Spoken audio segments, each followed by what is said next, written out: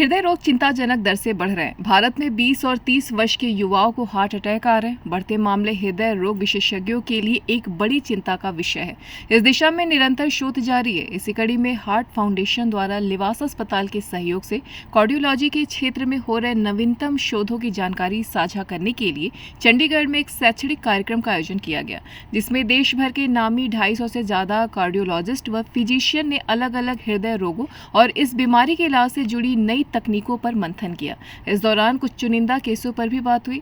Heart foundation के संस्थापक, संरक्षक और लिवास अस्पताल के कार्डिक साइंसेज के चेयरमैन डॉक्टर HK बाली ने कहा कि नई नई तकनीकें और दवाइयां आज लाखों हृदय रोगियों की जान बचा रही है, खासकर उन लोगों का जिनका हृदय सामान्य ढंग से काम नहीं करता और पारंपरिक तरीकों से इलाज नहीं किया जा सकता है। ऐसे मरीजों की एंजियोप्लास्टी के दौरान उनके हृदय में एक लघु पंप इम्प्लांट डाला जाता है ताकि वह बेहतर परिणाम आ सके और वह तेजी से रिकवरी कर सके। देखो एक इंपॉर्टेंट सिम्पटम्स ये है कि किसी ਨੂੰ ਚੱਲਣ ਨਾਲ ਛਾਤੀ ਵਿੱਚ ਦਰਦ ਹੋ ਰਹੀ, ਓਕੇ, ਤੁਰਦਾ ਛਾਤੀ ਦਰਦ ਹੁੰਦੀ ਹੈ, ਸੈਂਟਰ ਪ੍ਰੈਸ਼ਰ ਪੈਂਦਾ, ਤੁਰਦਾ ਰਹਿੰਦਾ ਪ੍ਰੈਸ਼ਰ ਵੱਧਦਾ ਰਹਿੰਦਾ, ਰੁਕ ਜਾਂਦਾ ਤੇ ਠੀਕ ਹੋ ਜਾਂਦੀ, ਇਹਨੂੰ ਅਸੀਂ ਕਹਿੰਦੇ ਇੰਜਾਈਨਾ। ਇਹ ਇੱਕ ਸਿਮਟਮ ਹੈ ਦਿਲ ਦੀ ਬਿਮਾਰੀ ਦਾ। ਦੂਸਰਾ ਸਿਮਟਮਸ ਹੈ ਕਿ ਅਸੀਂ ਤੁਰਨ ਨਾਲ ਸਾਹ ਚੜਦਾ, ਰੁਕ ਜਾਈਏ ਤੇ ਸਾਹ ਠੀਕ ਹੋ ਜਾਂਦਾ। तीसरा है कि दिल की धड़कन होंगी है, इरेगुलर धड़कन, फास्ट धड़कन, अनकंफर्टेबल धड़कन होंगी है। और फिर साढ़े को सिम्पटम्स आते हैं कि बॉडी विच फ्लूइड इकट्ठा हो गया, जिस करके सोए हुए पेशेंट तो साह चढ़ जाता, 2-3 बजे के करीब उठ के बैठता है तो ठीक हो जाता। ये बार बार होंगे, इन्हों असीं कहते हैं पैरोक्सिनल नक्टर्नल डिस्निया। रात को ही होंगे, अदरवाइज नहीं होंगे। होर सिम्पटम्स है कि सीधे लिटन नाल साह चढ़ता, बैठन नाल ठीक हो जाता, इन्हों असीं कहते ऑर्थोपनिया। ये भी हार्ट अटैक, हार्ट की बीमारी का एक बड़ा इंपॉर्टेंट सिम्पटम्स है, लैफ्ट वेंट्रिकल फेलियर का सिम्पटम्स है। तो ये सिम्पटम्स है जोड़े दिल की बीमारियां इंडिकेट करते हैं कि सानू होर इन्वेस्टिगेट करने की जरूरत है। और इन्वेस्टिगेट करने के तरीके है, ECG करते हैं असीं, इकोकार्डियोग्राफी नाल काफ़ी हद तक सानू पता लग जाता है कि कोई वैल्व की बीमारी है या मसल कमज़ोर हो गया या दिल की नाड़ियां में ब्लॉकेड आ रहा है, जिस करके हार्ट मसल कमज़ोर हो रहा है। इकोकार्डियोग्राफी डायग्नोज कर लेंगे। अगर सानू लगता है कि इकोकार्डियोग्राफी के बेसिस से या सिम्पटम्स के बेसिस से सानू होर इन्वेस्टिगेट करना चाहिए तो फिर एंजियोग्राफी कर दे। दूसरा सिम्पटम सानू जानने की जरूरत है कि हार्ट अटैक के की सिम्पटम्स है। हार्ट अटैक के सिम्पटम्स है बंदे नू बैठे बैठे या बिना कोई एक्टिविटी किए छाती में रेट्रोस्टर्नल डिस्कंफर्ट होई और वो डिस्कंफर्ट वधी गई, कुछ देर 10-15 मिनट आधा घंटा रही और उस डिस्कंफर्ट के नाल साह की भी दिक्कत आई, इस तरह लगे ठंडी तरेली भी आई तो नाल पैल्पिटेशन भी हुई। इनू असी कहते हैं हार्ट अटैक के सिम्पटम। ये जानना जरूरी है कि हार्ट अटैक की जी डिस्कंफर्ट है वो रेट्रोस्टर्नल एरिया होंदी है, चैस्ट के सेंटर में होंदी है, भारीपन लगता है, कंटीन्यूस होंदी है, आस थोड़ी थोड़ी वधी जाती है और कुछ देर रही है। और ये रेडिएट कर सकती है शोल्डर या बैक इंटरस्कैपुलर एरिया। बट ये जानना जरूरी है कि ये साढ़े अंबलाइकस तो थले नहीं जाती पेन, ये साढ़े जोड़ा लोअर जा है उहदे कोलों उपर नहीं जाती पेन।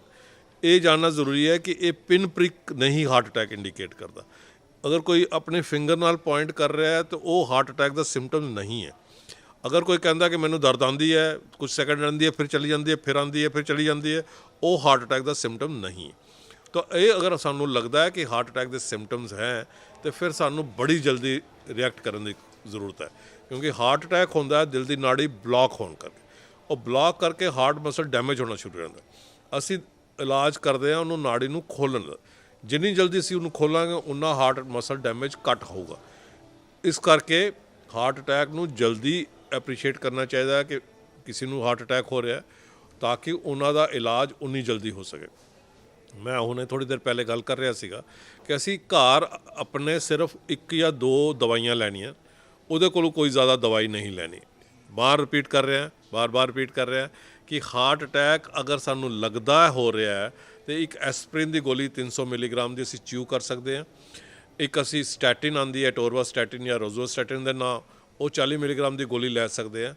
ਔਰ ਇੱਕ ਸਾਰਬਿਟੇਟ ਦੀ ਅੱਧੀ ਗੋਲੀ ਜੀਭ ਦੇ ਥੱਲੇ ਰੱਖ ਸਕਦੇ। ਇਹਦੇ ਕੋਲੋਂ ਜ਼ਿਆਦਾ ਸਾਨੂੰ ਕੋਈ ਹੋਰ ਗੋਲੀ ਲੈਣ ਦੀ ਜਾਂ ਹੋਰ ਕੋਈ ਟਾਈਮ ਵੇਸਟ ਕਰਨ ਦੀ ਜ਼ਰੂਰਤ ਨਹੀਂ ਹੈ।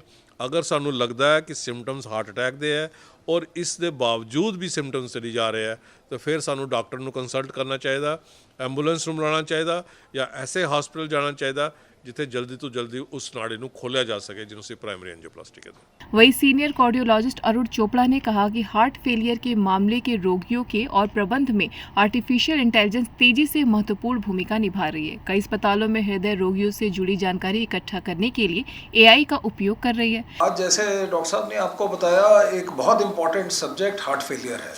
अगर हम देखें कि दुनिया में लोग किन कारणों के कारण एडमिट होते हैं तो 65 साल की उम्र के ऊपर जो एल्डरली सिटीज़न, सीनियर सिटीज़न जिनको हम बोलते हैं, उनमें अगर हम वर्ल्ड वाइड देखें कि एडमिशन का सबसे कॉमन कारण क्या है तो आज की डेट में वो हार्ट फेलियर है। ये सिर्फ इंडिया में ही नहीं, वर्ल्ड वाइड है। तो इसलिए ये एक बहुत बड़ी प्रॉब्लम है। ये होता क्या है कि हार्ट अटैक होता है, आपने सुना होगा, उसमें नसें खोल देते हैं कई पेशेंट्स में, तो उसके बाद हार्ट का फंक्शन नॉर्मल या नियर नॉर्मल रहता है, तो वो पेशेंट तो बिल्कुल ठीक होते हैं। लेकिन कई पेशेंट ऐसे होते हैं उनका हार्ट का पंप कमज़ोर हो जाता है, या कई पेशेंट होते हैं जिनका किसी इन्फेक्शन के कारण या किसी अननोन कारण से हार्ट का मसल जो है, पंप जो है, वो कमज़ोर हो जाता है, तो पेशेंट का सांस फूलना शुरू हो जाता है, हाथों पैरों पे सो जानी शुरू हो जाती है, हार्ट की आउटपुट लो हो जाती है। तो उसके लिए पहले तो बहुत सारी दवाइयाँ हैं, हम काफ़ी देर तो दवाइयाँ ट्राई करते हैं और बहुत सारे पेशेंट तो दवाइयों से ठीक हो जाते हैं। 80% पेशेंट तो आप लगाओ दवाइयों से ठीक हो जाते हैं। बट कई पेशेंट हैं जो दवाइयों से रिकवर नहीं करते या इनिशियली रिस्पॉन्ड करते हैं, बाद में फेल कर जाते हैं। तो उन पेशेंट्स में एक बहुत अच्छी स्ट्रेटजी, एक स्पेशल किस्म का पेसमेकर होता है। तो नॉर्मल जो पेसमेकर हम हार्ट ब्लॉक के लिए लगाते हैं, जो धड़कन स्लो होने के लिए लगाते हैं, उसमें 1 या 2 तारें होती हैं। ये हार्ट फेलियर वाला पेसमेकर स्पेशल होता है, इसमें 3 तारें होती हैं, कई बार 4 भी होती हैं, बट मोस्टली हम 3 तारों वाला पेसमेकर करते हैं। और इसमें साथ में एक शॉक देने की कैपेसिटी भी होती है, डिफिब्रिलेटर भी होता है। मतलब जिसमें कि जैसे आपने देखा होगा कि लोग अगर कोलैप्स कर जाते हैं, बाहर से शॉक देना पड़ता है, तो इसके अंदर एक डिफिब्रिलेटर भी बिल्ट इन होता है जो कि अगर पेशेंट की हार्ट बीटिंग कोलैप्स हो जाए वो शॉक दे सकता है। ये वाले जो पेसमेकर हैं, इनमें 3 तारें होती हैं। ये हार्ट के पंप की कोऑर्डिनेशन इम्प्रूव करते हैं ताकि हार्ट की लेफ़्ट साइड का पंप और राइट साइड का पंप इकट्ठे बीट करें। इससे हार्ट फेलियर प्रोसेस में भी रीमॉडलिंग होती है, हार्ट इम्प्रूव कर जाता है, पेशेंट के सिम्टम कम हो जाते हैं, सर्वाइवल इम्प्रूव हो जाती है। इसमें हमने अभी तक देखा है कि 30-35% लोग रिस्पॉन्ड नहीं करते, मतलब 10 में से 6 या 7 रिस्पॉन्ड करते हैं, 3 नहीं रिस्पॉन्ड करते। तो कई सारी टेक्निक्स, कई सारी चीज़ें आ गई हैं जिनसे कि हम ये रिस्पॉन्स रेट्स बढ़ा के 80% या उससे भी ज़्यादा कर सकते हैं। तो उन प्रोसीजर्स पे आज हमने काफ़ी बात की एंड आई एम श्योर उससे जो नए लोग, जो फ्रेश डीएम्स हैं, जो अभी ये काम शुरू कर रहे हैं, वो बहुत सारी चीज़ें नई सीख के जाएंगे और उससे हमारे पेशेंट्स को काफ़ी फ़ायदा होगा। इसी के साथ प्रोफेसर अजय बहल ने कहा कि हृदय रोगियों के लिए दवाओं के सभी 4 समूहों को जल्द से जल्द शुरू किए जाएं। अधिकतम लाभ के लिए उनकी खुराक को दिशा निर्देशित स्तर तक बढ़ाया जाए। एडवांस टॉपिक्स में डिस्कशन हुआ, इसमें तो हार्ट फेलियर तो ज़्यादा से ज़्यादा ही आलोचना हुआ। मैं जो टॉपिक को कवर किया उसका नाम है artificial intelligence in heart failure. Actually artificial intelligence नाम सुन के बहुत को कैसा लगने सकता है, लेकिन all of you are using some form of artificial intelligence with the help of your smartphone.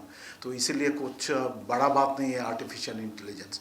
But जब हार्ट फेलियर मैनेजमेंट में इसका बात आता है और for that matter medical science में ही आता है, तो उसका अभी भी इवॉल्विंग टेक्नोलॉजी का जगह में ही है।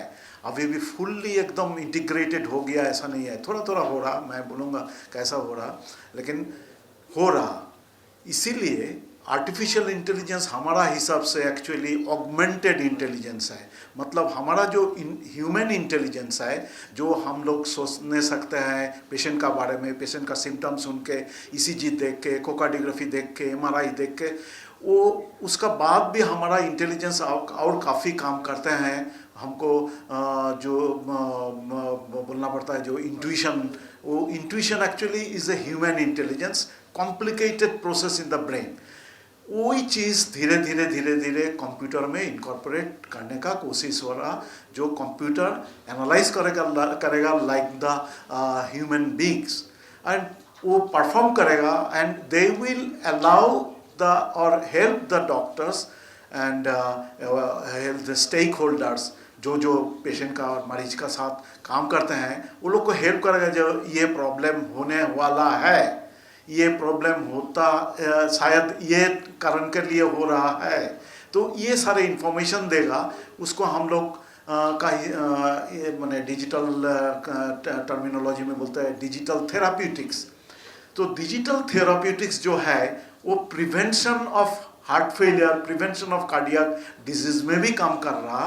वो ऐसा कैसा कर रहा एक्चुअली, वो मशीन में जो डाला जाता है सारे information initially, and gradually large volume of patient का नंबर जब हो जाता है, उसमें इनकॉर्पोरेट करके मशीन ऑटोमेटिकली डिसाइड्स और ऑटोमेटिकली रिसाइकल्स द एट्रीब्यूट्स जो हम लोग इनपुट दिए हैं, वो इनपुट को करके खुद सोचने सकते हैं जो ये हुआ। जैसा आप जब स्मार्टफोन यूज़ करेंगे, आप शायद यूज़ करने चाहते हैं वर्ड क्रिटिकल, लेकिन आप जब क्रिट लिखा है CRIT और फुल नीचे ऑप्शन दे देता है क्रिटिकल। ऐसा तरीके से machine can think and machine ultimately gives help. Now कैसा हम लोग इस्तेमाल कर रहे हैं, एकोकार्डियोग्राफी में एस्टेब्लिश्ड है, आर्टिफिशियल इंटेलिजेंस काम कर रहा। News desk एनोलाइव।